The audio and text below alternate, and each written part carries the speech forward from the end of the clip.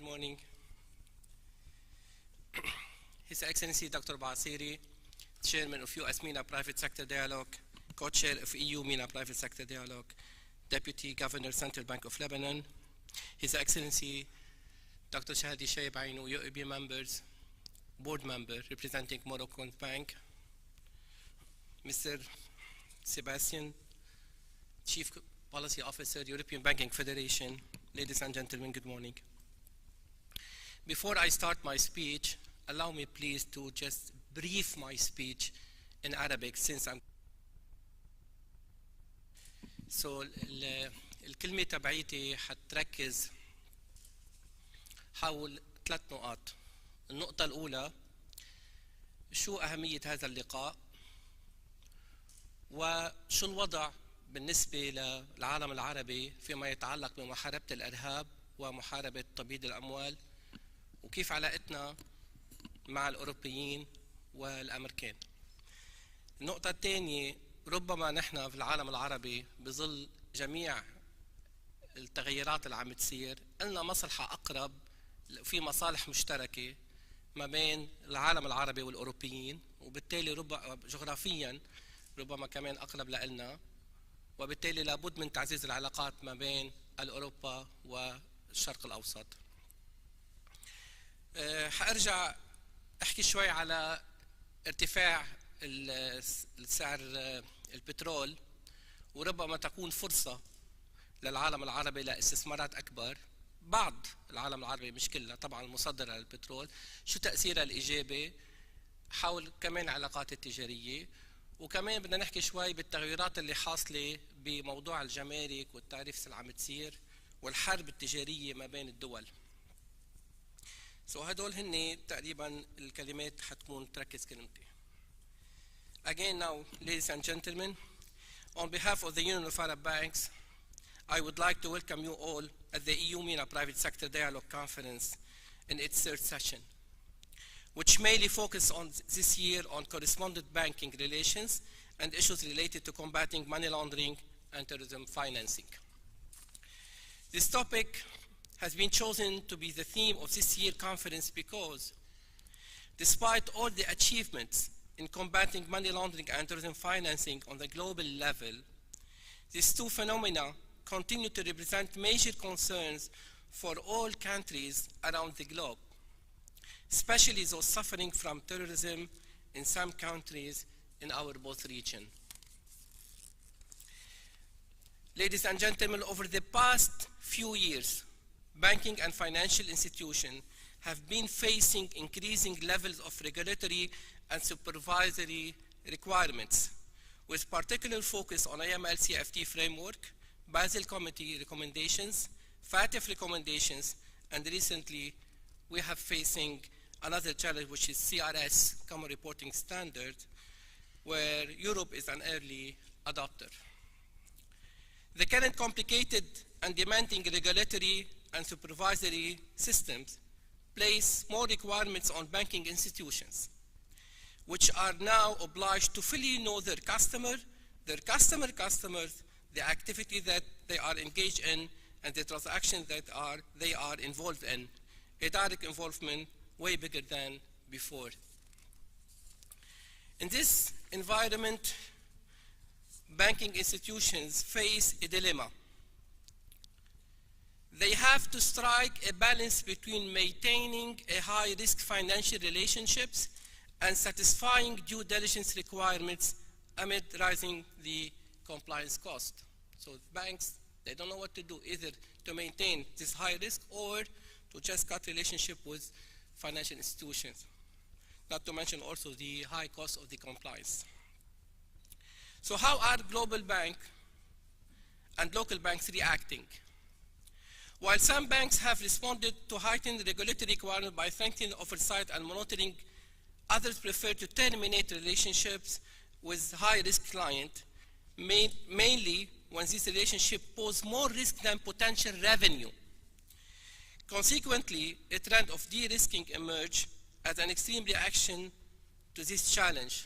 So rather than engaging in a comprehensive know your customer and enhanced due diligence requirements, many banks reacted by terminating financial relationship with entire groups of customers considered high risk, particularly under AML-CFT standard. Now let's talk a little bit briefly about MENA region and for the Terror Act. Over the past 5 years, we witnessed a never-before-seen global terror and violence activity with a rapid expansion of terrorist organizations such as ISIS, Al-Qaeda, Boko Haram, and Taliban. Even though Al-Qaeda represented a big threat to the region, with ISIS, we observe a much more sophisticated and strategic approach to spreading terror. The difference between ISIS and other terrorist organizations and key factor for ISIS is that they were able to skillfully exploit advanced technologies, telecommunications, and social media to infect the minds of our youth and to recruit members from around the world, dominance that Al-Qaeda was unable to achieve over the past 2 decades. So ISIS used technologies, social media, and they really affect the use of the mind of our youth. Now, Union of Arab Banks, to face this problem, we really encourage, we work about 2 parameters. First of all, SMEs. SMEs mean creating a job. So we're fighting unemployment, directly fighting terror, not indirectly. Actually, if we create employment, if we fight unemployment in the Arab world through SMEs and innovation, we definitely reach out that we are fighting terrorism. Also, we work about financial inclusion and financial literacy because we fight the ideology of terror. If we teach our people, if we teach our bankers, if we teach our community about financial inclusion and financial literacy, so we definitely help them not to go into terror act. Ladies and gentlemen, this year the EU-MENA dialogue coincides with the occurrence of many political and economic events, which proved to have considerable implications at the global level, and have indeed changed radically many of the economic, trade, and financial relations between countries, particularly the decisions to reconsider trade relations and impose tariffs and tax on imports, which violate the International Free Trade Agreement. Rules have damaged the interests of various countries.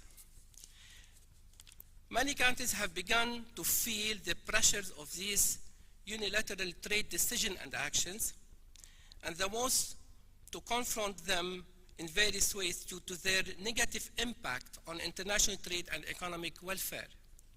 One of these impacts might be the eruption of trade war between countries and adopting the national currency reduction policy towards the outbreak of currency war or other conflicts. Accordingly, I believe that in 2018 and the coming years, banks will face a new challenge, especially with the United States new administration, and another challenge with the Brexit in England, and the vagueness of relations between Iran, US, Europe, and Asia. We don't know this relation, how it goes. All of which shall create new challenges on the global banks, with a special impact on the MENA region and even greater barriers to correspondent banking relations. In light of these critical developments in international trade and financial relations, Europe and MENA region need to strengthen their economic, trade, financial, and banking relations in order to safeguard their interests from the effect of unilateral decisions. Therefore, I call upon decision makers and representatives of the public and the private sector in Europe and MENA countries to strive for the development of economic relations at all levels and to cooperate in fighting anti-money laundering and terrorist financing by applying international rules and regulations, and therefore to face the storm that bit international trade and the economic development in our both region. We, ladies and gentlemen, at the Union of Arab Banks have contributed impressively to the development of the relation and mutual interest between Europe and MENA. Though the establishment of a high-level platform represented by this gathering, which offer a forum for dialogue to exchange views to discussion, especially on AML-CFT, other concerns, and to plan for the development of economic, financial, and banking relation between the two parties. There is no doubt that we need more such initiative to cover all other areas of cooperation. Let's talk a little bit now about oil prices. I'm sorry being long. Among the implications of international conflict, we witness today the remarkable rise in oil prices. Oil prices in global market reached their highest level in 4 years as a result of the expected shortfall in supply as the US sanctions on Iran oil sector came into force. The current oil prices reflect the state of fear and uncertainty in the global market. As you know, starting November, the US sanctions on Iranian oil sector will be implemented. Now, I want to tell you about a survey that Union of Arab Bank now is working on. UAB shall publish within the coming weeks or months a regional-wide compliance report that gathered the responses of more than 140 Arab banks from our region, from the MENA region, from the Arab countries. Possibly the largest MENA AML-CFT survey assembled today. This is the largest survey on anti-money laundering, how the banks, we sent them 120 questions and they answered it. We have so far 140 banks from 20 countries. Now, I would like to present to you an insight promo into the result of the never published before. This is like promo for the result. We did not publish yet the result of the survey. As an overview, 100% of surveyed Arab banks responded that they apply special controls to transactions involving countries subject to sanctions and embargo programs. 92% pass back suspicious or unusual cases to individual lines of business for further analysis. 85% consider risk of tax evasion when performing customer risk assessment, and 84% perform annual testing of screening system, proving once and for all that MENA financial institutions large and displays leading practices and are modeling the way. So the Arab banks will act and will not deal with sanctions, any American sanction. They will definitely apply those rules. Now, another point for the oil prices. The increase in oil prices will have a major impact on the global economy in general, and the oil-producing economies, including the Arab countries in particular. As for the Arab countries, despite the fact that they did not have any role in this matter, however, they will benefit from higher oil, both for government revenues or financial inflows. This will have a positive and significant impact on the economics of these countries and may promote the opportunity to develop trade and investment with European countries. So Europeans may be considered to benefit out of these oil prices. In conclusion, I hope that via this unique meeting, we'll be able to share viable concerns, promote your individual and common best interest, and more importantly, so trusting friendship that grows beyond this encounter. Ladies and gentlemen, the purpose of this forum, this meeting, is not to exchange business cards. It's not to create regional lobby. Maybe it's about sharing best practices. But most important, to build trust. And it's about helping each other to adopt 3 key values: transparency, trust, and proactivity. Thank you so much.